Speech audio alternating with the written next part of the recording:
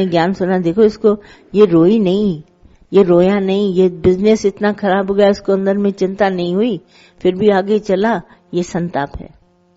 हमको संताप होता ही नहीं, क्योंकि दर्द वहां कोई भी कर्म कट रहा है ना, आया होगा, हमने कभी कल किसी को किया होगा, सताया होगा, उसका कर्म का फल आ गया। मैं इस बात को समझ गया, ये मेरा बीज बोया हुआ मेरे पास आया है, तो आज मैं रोऊंगा नहीं। पर ये मुझे मालूम ही नहीं। हम सोचते हैं संसार में, पहले हम सब कहते थे मैंने तो कुछ किया नहीं, मैं तो सबसे बहुत अच्छा चला, पता नहीं दुनिया ऐसा क्यों करती है। अब ऐसा कहने में हमको नहीं लगता, अब तो जो किया है वो भरना है। ऐसे अचानक किसी से कुछ नहीं होता। तो ये बात अंदर में जानो, तभी हम बहुत सावधानी से चलते हैं हर बात के लिए, कि हम किसी से भी कोई एक कर्म ऐसा उल्टा सीधा न बनाए। अब जैसे हमारा व्यवहार है, हम इच्छा को माइनस करते हैं अपने आप से, तो इच्छा से ये सारे राग द्वेष और ये सब पैदा होती हैं। भय भी इच्छा से ही है, सब कुछ होता है।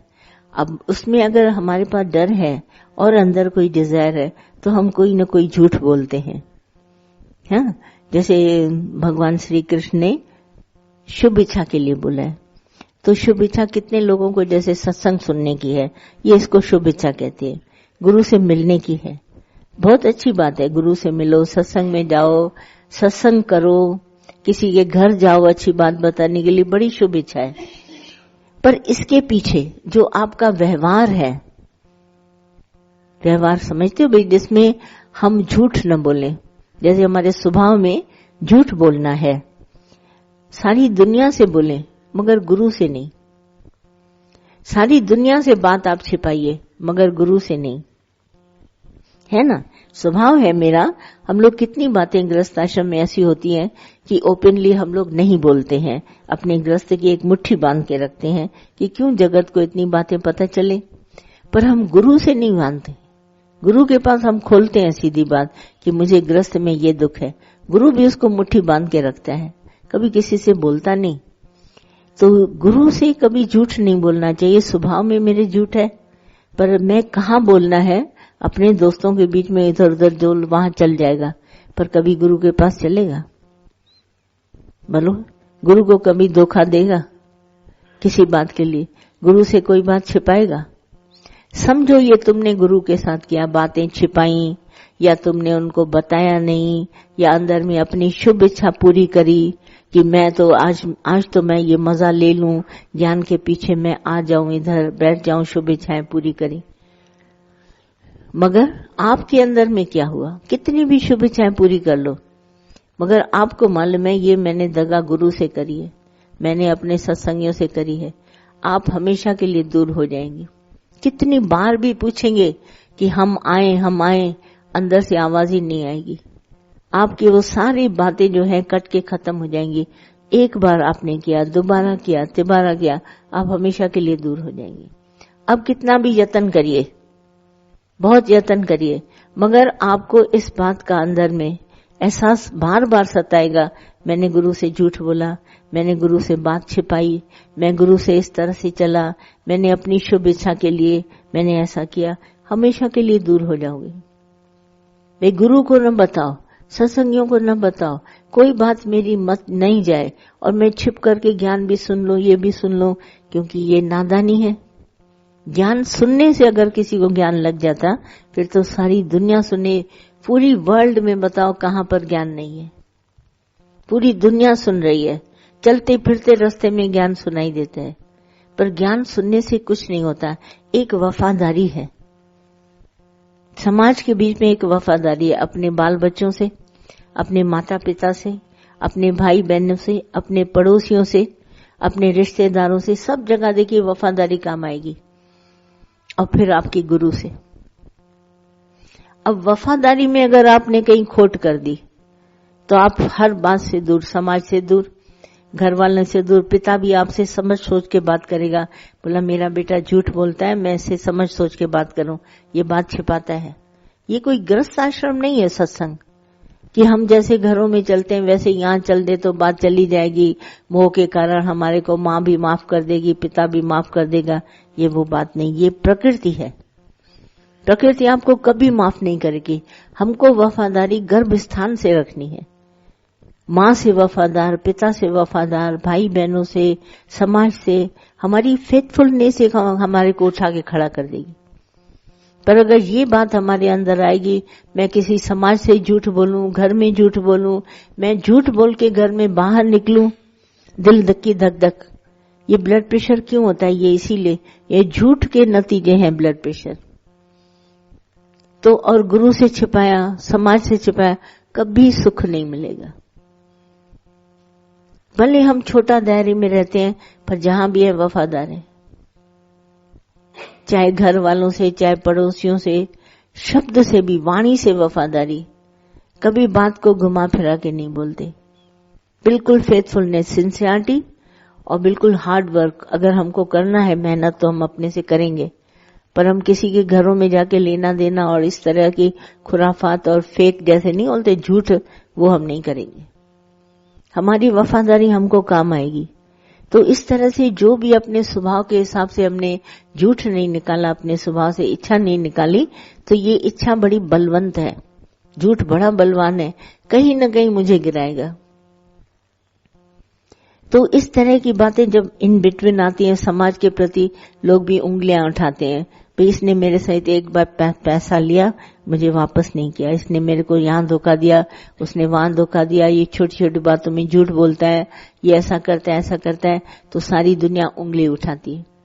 और गुरु के पास भी हम आके अगर ऐसा करें, तो अंदर में सोचो, दुनिया को दुख, माँ को जब दुख देता है बेटा, उसी को खुशी देकर माँ के अंदर से दुआ निकलती। आज गुरु को तुम खुश करके, मिलता गुरु को कुछ नहीं है, तुम अपना जीवन बनाते हैं, मगर गुरु को सुख जब मिलता है अंदर में तुम्हारी वफादारी का, तो गुरु के अंदर से दुआ निकलती है। पर जब तुम गुरु से वफादार नहीं चले, तो कभी नहीं दुआ निकलेगी।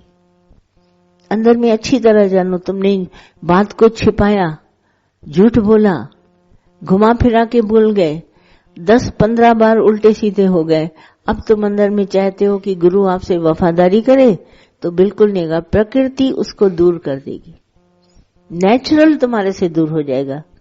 ये नहीं कि तुम दूर करेगा, पर ये हमारे जो करतूत, जिसको हम कहते हैं ना, करतूत पशुओं के, देखने में मनुष्य मैं हूं, पर मेरे करतूत पशुओं जैसे हैं, तो वो जो पशु जैसे करतूत हैं, वो हमारे को उल्टा सीधा चला देंगे, हमेशा दूर कर देंगे।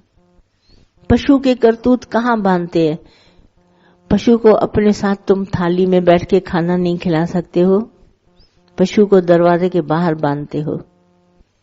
चाहे कितना भी तुम उसको प्यार करते हो, कुत्ते को, तो भी बाहर बांधोगे, उसके बर्तन अलग है, उसको खाना दोगे। पशु जोड़ी में तुम साथ नहीं चल सकते। अब तुम सोचो, करतूत पशु के और मनुष्य की जात, गुरु के साथ कैसे फिट होगे? कैसे फिट होगे?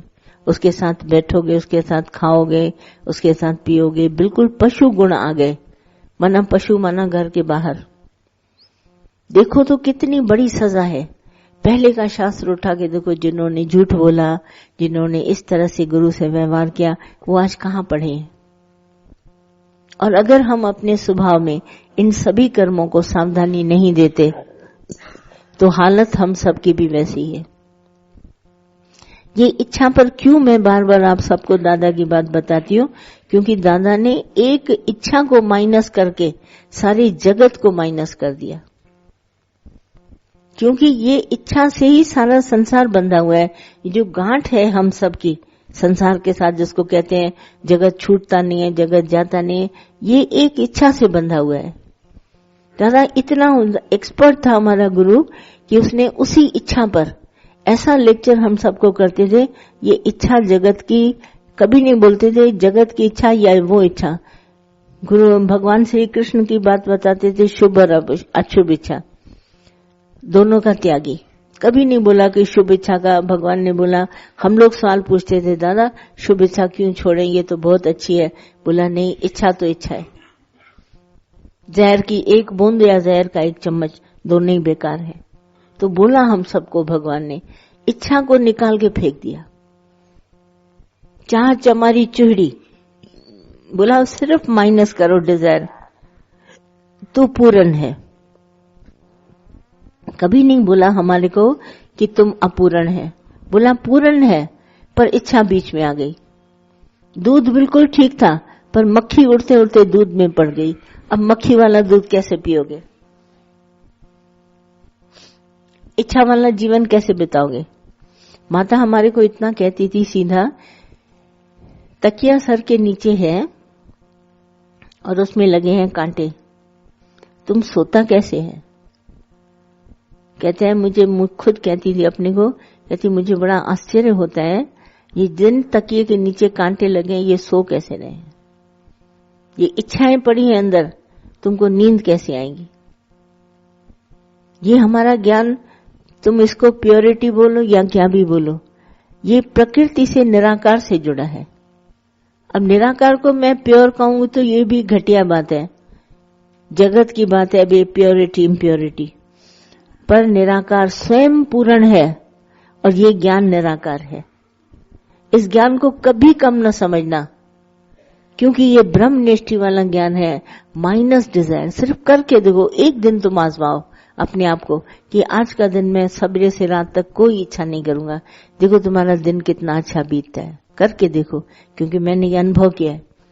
इसी तरह एक दिन, 2 दिन, 3 दिन तुम कहेगा अरे वाह, हमको तो बाहर ही आ गई।